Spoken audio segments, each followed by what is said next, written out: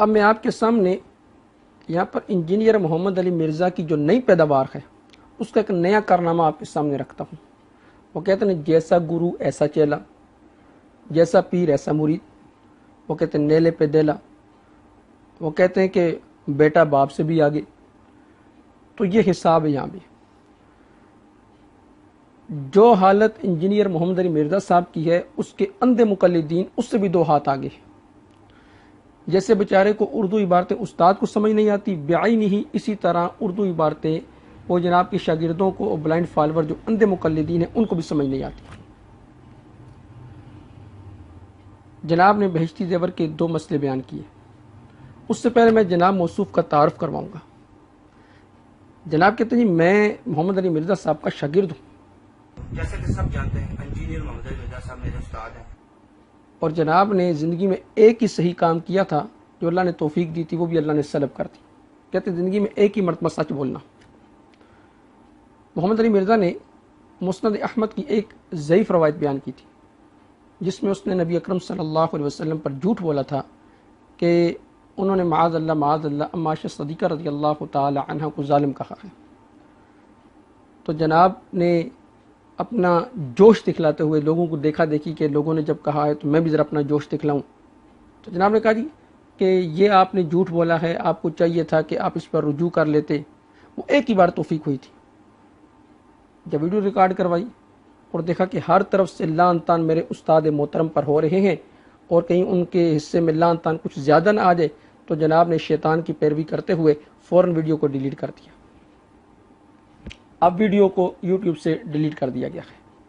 وہ جو ایک بار سچ بولنے کی توفیق نصیب ہوئی تھی وہ بھی سلب کر لی گئی۔ اب جناب نے 2 بہشتی زیور کے مسائل بیان کیے اور دونوں میں بہشتی زیور کے مسائل کا مذاق اڑانے کی کوشش کی۔ ان کو یہ پتہ نہیں تھا کہ میں یہاں مذاق اڑانے کی کوشش کر رہا ہوں اور عنقریب میں خود مذاق بن جاؤں گا۔ اس سے اللہ تعالیٰ فرماتے ہیں کہ اللہ یستہزئ بہم ویمدہم فی طغیانہم یعمہون، اللہ ان کا ٹھٹھا کرتا ہے۔ تو جب یہ دونوں مسئلے آپ کے سامنے آئیں گے نا تو آپ کہیں گے کہ واقعتاً یہ بیچارے قابل رحم ہیں، یعنی بالکل یتیم قسم کے لوگ ہیں یہ علم کے اندر، بالکل یتیم، جنہیں اردو کی باتیں پڑھنی نہیں آتی۔ اور مزے کی بات یہ کہ بہشتی زیور یہ اردو کے اندر ہے۔ اب جناب نے بہشتی زیور کے 2 مسئلے پڑھے۔ یہ مسئلہ بہشتی زیور ہے، اس کا ایک مسئلہ پڑھا اس کے حصہ 4 سے جن لوگوں سے نکاح کرنا حرام ہے، اس کا مسئلہ نمبر 19۔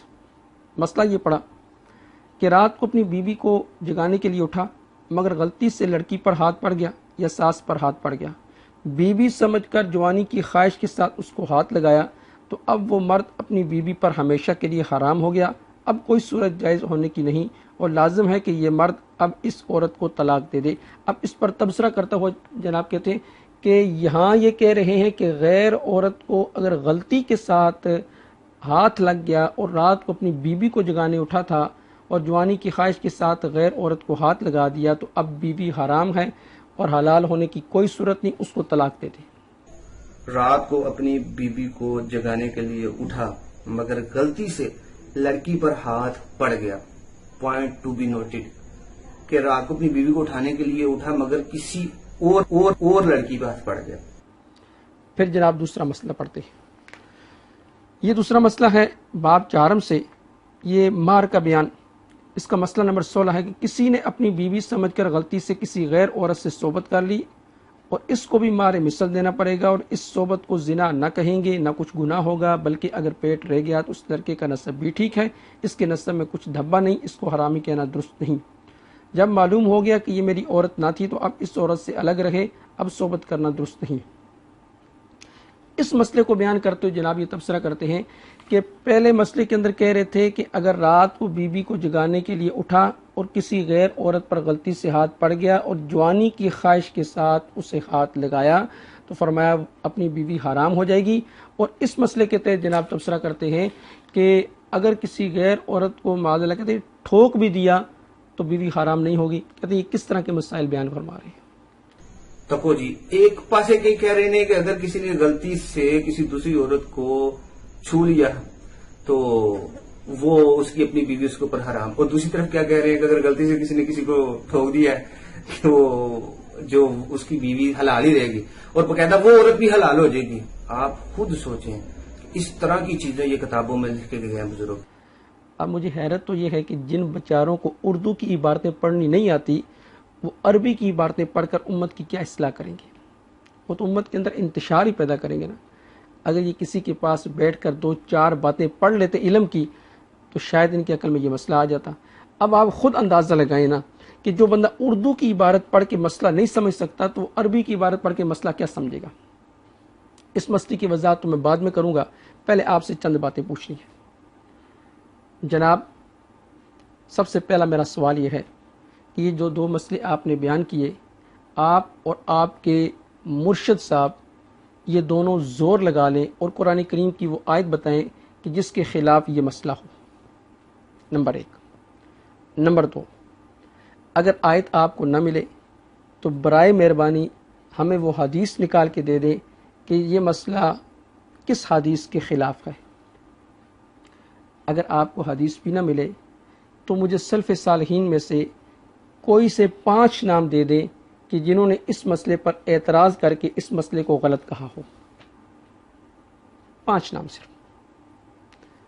اگر یہ بھی نہ ہو سکے تو پھر میرا سوال آپ سے ہے، اگر یہ مسئلہ آپ کے گھر میں پیش آ جاتا ہے تو قرآن و حدیث سے اس مسئلے کا آپ کیا حل نکالیں گے؟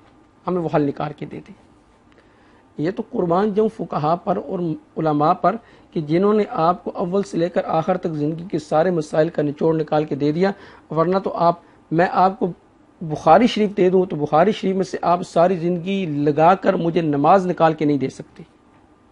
مکمل نماز آپ بخاری سے مجھے نکال کے نہیں دے سکتے. پوری زندگی لگا لیں. میرا چیلنج ہے آپ کو بھی اور آپ کے مرشد صاحب کو بھی. اب میں آپ کو یہ دونوں مسئلے سمجھاتا ہوں. مسئلہ نمبر 19 میں یہ بات بیان کی کہ رات کو اپنی بیوی کو جگانے کے لیے اٹھا مگر غلطی سے لڑکی پر ہاتھ پڑ گیا یا ساس پر ہاتھ پڑ گیا. لڑکی سے مراد یہاں پر بیٹی ہے جسے آپ غیر عورت بنا رہے ہیں، یا ساس پر ہاتھ پڑ گیا. یہاں تک ایک مسئلہ ابھی کچھ نہیں ہوا. پھر آگے یہ بیان فرما رہے کہ بیوی سمجھ کر جوانی کی خواہش کے ساتھ اس کو ہاتھ لگایا. اب جو ہاتھ لگایا وہ خواہش کو پورا کرنے کے لیے لگایا جسے شہوت کا ہاتھ کہتے ہیں. فرمایا جب بیٹی کو یا ساس کو شہوت کے ساتھ ہاتھ لگائے گا تو اب اس کی بیوی اس پر حرام ہو جائے گی، اس سے پہلے نہیں. کیونکہ ساس کے ساتھ بھی نکاح کرنا حرام ہوتا ہے اور بیٹی کے ساتھ بھی نکاح کرنا حرام ہوتا ہے. اب یہ مسئلہ تو مولانا اشرف علی تھانوی صاحب نے بہشتی زیور کے اندر لکھ دیا. اب دیکھنا یہ کہ یہ مسئلہ قرآن و حدیث میں، یہ سلف صالحین میں بھی پایا جاتا ہے یا صرف حضرت تھانوی صاحب پر اعتراض ہے. اگر ان میں پایا جاتا ہے تو پھر آپ ان پر بھی اعتراض کریں. اگر نہیں پایا جاتا تو پھر آپ حضرت تھانوی صاحب پر اعتراض کرنے میں بجا ہیں. اب یہ میرے سامنے اعلیٰ السنن پڑی ہے. یہ اعلیٰ السنن ہے. یہ اعلیٰ السنن اس کی جلد نمبر ہے 11. اس کے صفحہ نمبر 33 پر لکھتے ہیں. انہوں نے کیا کہا تھا جی کہ رات کو اٹھا اور بیٹی کو یا ساس کو چھو لیا شہوت کے ساتھ. یہ چھونے سے کیا مراد ہے؟ دیکھیں فقہا چھونے کا معنی کیا لیتے ہیں. یہ لکھا ہے اس کے صفحہ نمبر 33 پر کہ ثابت ان الغمز واللمس والتقبیل فی معنی الوطی. یہ چھونا، بوسہ وغیرہ لینا، یہ وطی یعنی صحبت کے معنی میں ہوتا ہے، جو خامد اور بیوی کے درمیان حق ہوتا ہے اس کے معنی میں ہوتا ہے. ابو بکر رازی رحمہ اللہ تعالی نے احکام القرآن کے اندر یہ بات بیان کی ہے اور ہمارے اصحاب کا اتفاق ہے. کون کون سے؟ فرمایا کہ سفیان ثوری، امام مالک، امام اوزاعی، امام لیث، امام شافعی. فرمایا کہ شہوت کے ساتھ چھونا یہ بمنزل جماع کے ہے اور اس سے یعنی ساس کی حرمت میں اور بیٹی کی حرمت میں، ساس بھی حرام اور بیٹی بھی حرام. آگے فرمایا کہ ہر وہ شخص جو حرام وطی سے حرام ہو جاتا ہے وہ شہوت کے ساتھ ہاتھ لگانے سے بھی حرام ہو جائے گا. اب میں آپ کو 3 مسئلے بیان کرتا ہوں حدیث سے. یہ میرے سامنے صفحہ نمبر 131 ہے اسی کتاب کا اور حدیث نمبر ہے 3220. اس میں سیدنا ابن عباس رضی اللہ تعالی عنہ کے پاس ایک آدمی آیا. حدیث کے الفاظ ہیں جاء رجل من اہل خراسان. خراسان میں سے ایک آدمی آیا الى عبداللہ ابن عباس رضی اللہ تعالی عنہ، عبداللہ بن عباس رضی اللہ تعالی عنہ کے پاس. اس نے کہا جی میرے نکاح کے اندر ایک خوبصورت بیوی ہے، عورت ہے، اور اس سے میرے 7 بچے ہیں اور ہر بچہ جوان ہے، اتنا طاقتور ہے کہ وہ اسلحہ چلانا جانتا ہے. میرا اپنی ساس کے ساتھ کچھ معاملہ ہو گیا.